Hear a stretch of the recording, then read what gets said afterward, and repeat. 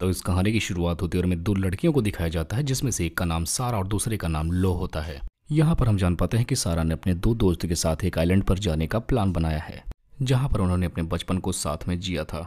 लेकिन बड़े होने के साथ साथ लॉ और एबी के बीच में काफ़ी मनमुटाव हो गया था, क्योंकि लॉ का कहना है कि एबी ने उसके बॉयफ्रेंड के ऊपर 6 साल पहले ही डोरे डाले थे और एबी ने उन्हें रंगे हाथों पकड़ लिया था। और तब से लेकर आज तक ये दोनों एक दूसरे की शक्ल भी नहीं देखना चाहती। लेकिन यहाँ पर सारा के काफ़ी समझाने के बाद ये दोनों उसके साथ चलने को मान जाती हैं, जिसके बाद अब ये तीनों एक जगह पर आकर एक छोटे से बोट पर बैठकर उस आइलैंड की तरफ जाने लगती हैं। यहाँ पहुंचकर ये तीनों एक टाइम कैप्सूल को ढूंढने लगती हैं, जिसे इन्होंने बचपन में छिपाया था, और इसके लिए उन्होंने बचपन में बाकायदा एक नक्शा भी ड्रॉप कर रखा था, जो कि आज उनके काम आने वाला है। अब इसके बाद ये तीनों अपनी खोज जारी रखती हैं, लेकिन तब तक इन दोनों लड़कियों में फिर से बहस होने लगती है कि आखिर उसके बॉयफ्रेंड को उसने कैसे फंसा लिया, जिसकी वजह से उनका ये एडवेंचर प्लान लड़ाई में बदलने लगता है, जहां पर एवी गुस्सा होकर टेंट से बाहर चली जाती है। तब यहाँ पर सारा लॉ को समझाती है कि उसे ऐसा नहीं करना चाहिए। तब यहाँ पर एवी कहती है कि वैसे भी उसका बॉयफ्रेंड उसके साथ चीट कर रहा है, जिस पर सारा कहती है कि मुझे पता है वो गलत था, लेकिन तुम्हें भी इस बात के लिए एबी से माफ़ी मांगनी चाहिए। अब सारा के काफ़ी समझाने के बाद लॉ मान जाती है और वो जाकर एबी से माफ़ी मांगती है। लेकिन तब तक वहाँ पर अचानक एबी किसी चीज़ को देखकर काफ़ी तेज़ से डर जाती है, और जब वो दोनों वहाँ पर देखती हैं तब उन्हें 3 लड़के दिखाई देते हैं, जिसमें से एक को वो पहचान जाती है, क्योंकि उन तीनों लड़कों में से एक लड़का उसके क्लासमेट का सबसे छोटा भाई है। वहीं बाकी के दोनों लड़कों का नाम ड्रैक और एलेक्स है। अब यहाँ पर हेनरी लॉ से कहता है कि उन्होंने काफ़ी समय से कुछ भी नहीं खाया है, जिसकी वजह से उन्हें बहुत तेज़ भूख लगी है। जिसके बाद एबी उन्हें अपने साथ ले लेती है और उसी शाम में वो सारे लोग ड्रिंक करते हैं और आपस में बहुत सारी बातें भी करते हैं। यहाँ पर हम देखते हैं कि हैवी नशे में हेनरी के साथ फ्लर्ट करने लगता है। हालांकि यहाँ पर उसे लॉ और सारा समझाने की काफ़ी कोशिश करती हैं, लेकिन एवी अपने नशे में चूर थी, जिसकी वजह से उसे कुछ भी नहीं समझ में आ रहा था। इसी बीच एवी हैवी को लेकर जंगल की तरफ जाने लगती है, जहाँ पर वो उसके साथ इंटीमेट होने की कोशिश करता है। और यहाँ पर हम जान पाते हैं कि एवी का नशा धीरे धीरे कम हो रहा था और अब उसे रियलाइज होने लगा था कि उसके साथ आखिर हो क्या रहा है। जिसके बाद वो यहाँ पर हेनरी से बचने की कोशिश करने लगती है, और इसी बीच वो एक पत्थर से हेनरी पर जोरदार हमला कर देती है। अब पत्थर की चलने की आवाज़ सुनकर सारे लोग भागकर वहीं पर जाते हैं, लेकिन तब तक हम देखते हैं कि हेनरी मर चुका था।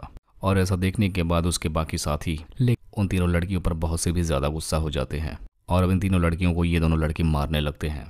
और इस जोरदार मारपीट के चलते वो तीनों लड़कियां बेहोश हो जाती हैं, और जब अगली सुबह इन तीनों की आंखें खुलती हैं तब उन्हें पता चलता है कि उन लड़कों ने इन्हें रस्सियों से बांध दिया है।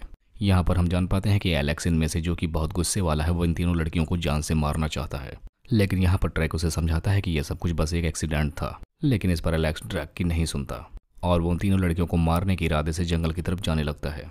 अब उन लड़कियों के पास आता है तो उनमें से एक लड़की कहती है कि अगर तुम्हें मुझे मारना है तो तुम हमारे हाथों को खोल दो।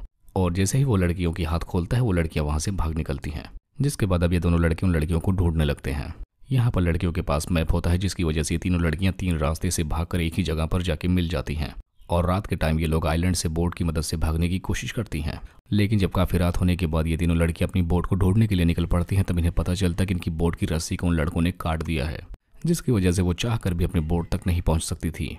तब इसमें से एबी और ला कहते हैं कि अगर हम चाहे तो तैरकर बोट तक पहुंच सकते हैं, जिस पर सारा कहती है कि यह काम करना नामुमकिन है, क्योंकि अगर वो ऐसा करती हैं तो उस तीनों मारी भी जा सकती हैं। अब ये दोनों जैसे ही समंदर के किनारे तक पहुंचने वाली थी तो सारा इनके प्लान का विरोध करने लगती है, लेकिन तब तक वो लड़के सारा के सर में गोली मार देते हैं, जिसकी वजह से सारा की वहीं पर मौत हो जाती है। अब इसके बाद लॉरा और एबी वहां से भागने लगती हैं बोट की तरफ, जिसके बाद ये दोनों अब समंदर में भी कूद जाती हैं और बोट तक पहुंचने की कोशिश करती हैं, लेकिन पहुंच नहीं पाती और इन्हें वापस निराश होकर उसी आइलैंड पर आना पड़ता है। इधर हम एलेक्स को देखते हैं, जो कि उनका पीछा करते हुए एक पहाड़ी से गिर जाता है, जिसकी वजह से उसके पैर में काफ़ी तेज चोट लग जाती है। अब इधर हम लॉरा और एबी को देखते हैं, जो कि वापस आइलैंड में आ चुकी हैं, और यहाँ पर ये दोनों अपने कपड़े चेंज कर रही होती हैं, क्योंकि गीले कपड़ों की वजह से वो वहाँ पर बीमार हो सकती हैं। यहाँ पर ये दोनों बहुत टेंशन में थी, क्योंकि उन्हें पता था कि इनका पाला 2 खूंखार लड़कों से पड़ चुका है। जिसके बाद यहाँ पर एबी लॉ को हिम्मत देते हुए कहती है कि दोनों इस आइलैंड से एक दिन जरूर बाहर निकल पाएंगे। अब इसके बाद ये दोनों उस नक्शे की मदद से टाइम कैप्सूल तक पहुँचती हैं, जहाँ पर उन्हें छोटा सा एक चाकू मिलता है। अब इस चाकू की मदद से ये दोनों लड़कियाँ लकड़ियों का हथियार बनाती हैं, और यहीं पर ये दोनों लड़कियां अपने झगड़े के बारे में बात करके उसे सुलह कर लेती हैं, और यहाँ पर ये दोनों एक दूसरे को अच्छे से समझ रही होती हैं। अब इसी बीच हम देखते हैं कि सुबह हो जाती है, जहाँ पर वहीं पर एलेक्स को सोता हुआ ये दोनों देखती हैं। यहाँ पर हम देख पाते हैं कि एलेक्स जख्मी था, जिसका फायदा उठाकर ये दोनों लड़कियां उस पर हमला कर देती हैं। लेकिन तब तक एलेक्स की आवाज़ को सुनकर ड्रैक वहाँ पर आ जाता है और अपने दोस्त को बचाने की पूरी कोशिश करता है, लेकिन तब तक एबी एलेक्स को शूट कर देती है, जिसकी वजह से उसकी वहीं पर मौत हो जाती है। जिसके बाद ड्रैक उन लड़कियों को मारने के लिए उसके पीछे जाता है, जहाँ पर लॉ उसके हाथ लग जाती है अब जैसे ही वो उसके ऊपर शूट करने वाला था तब तक एबी उसे बचा लेती है, जिसकी वजह से उसकी गन का मिस फायर हो जाता है।